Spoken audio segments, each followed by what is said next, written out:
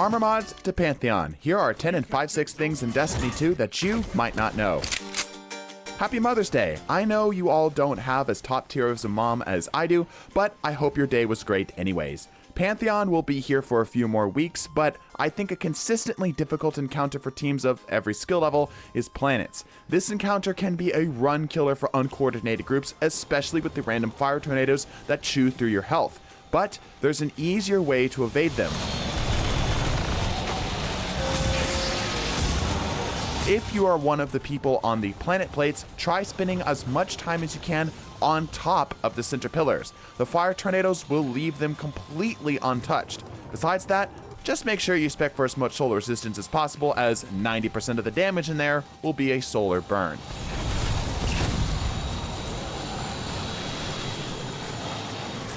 Speaking of resistances, a lot of players don't know how the melee and sniper resist mods actually work.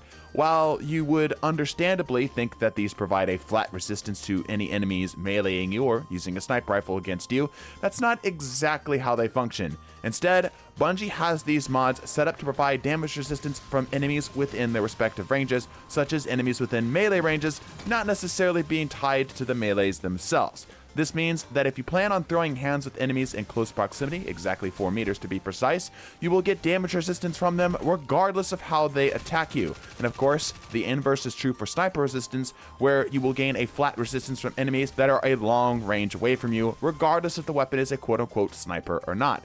Practically speaking, this won't change how these mods actually work, as most enemies won't engage on you unless you're within close range with a melee, or they won't fire you at all unless they have a sniper, but it never hurts to understand these things when build crafting.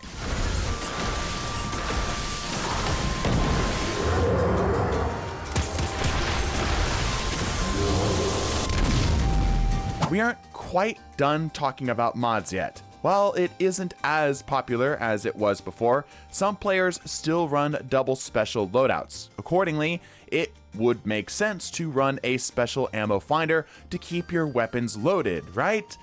Well, not quite. Special ammo finders don't work at all with non-primary weapons. This info is clearly visible when reading the perk description, but if the success of Vife's channel has taught me anything, it's that Destiny players aren't the most keen on reading.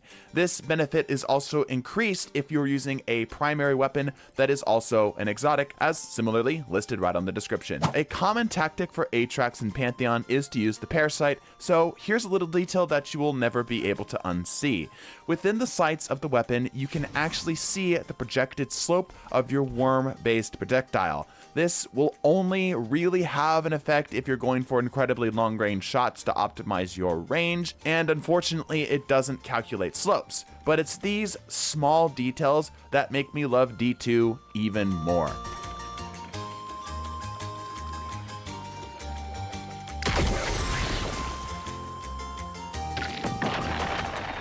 Have you been enjoying the new PvP maps? Well, you might need to know about this one. Whether by intention or by accident, Bungie may have bungeed the code for capturing the points in the 3v3 in New Territories mode. For some strange reason, instead of granting you the normal bonus to super energy for a point cap, instead, these will give you negative super energy. It looks like it more or less evens out with the super energy you would have gained normally, but nevertheless, this is a very odd behavior that I haven't even seen Bungie mention or talk about. And just a quick reminder before we continue, subscribe, and if you want to support our work further, consider joining us on Patreon for as little as $3 a month. Let's keep rolling. Not all finishers are created equal. There are some mods that grant bonuses for matching melee or ability final blows and finishers. Reasonably, this would include most of the finishers in the game. But there's a problem. Some finishers are hard locked to a particular element, effectively disallowing those synergies to ever happen. How can you tell which one of these will give you trouble? Preview the finishers, and if they cycle through the different elemental colors when you're doing it, then you're good. But if they stay on the same color, on the same element, then whatever element that finisher shows will always be the element used in the actual finisher. It might be worth taking off that random finisher option if you are really trying to min-max, especially in high-end PvE.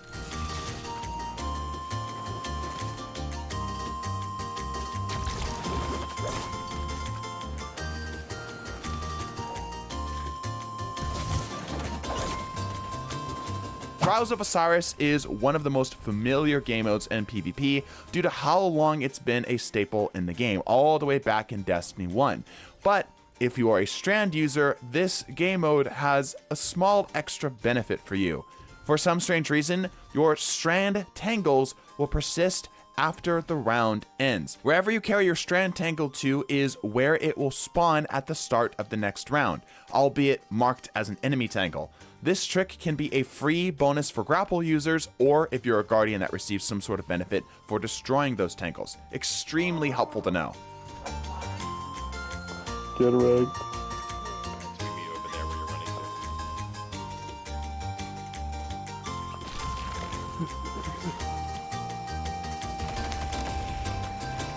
I'm going to show you this trick inside of PvP, but this works in PvE too. Arthur's Embrace juices up your weighted throwing knives damage after dealing multiple crits. But sometimes you might want to keep your buff active, but not have any enemies nearby. The poor and deservingly ugly face of your teammates have you covered. While you can't start the bonus perk this way, you can keep the arthritis bonus going by simply shooting your own teammate in the face. Don't ask me why this works, I'm a scientist, not a developer. But of course, abuse this to your advantage and thank your teammate later. The new PvP map Dissonance takes place in the same location as the Root of Nightmares raid.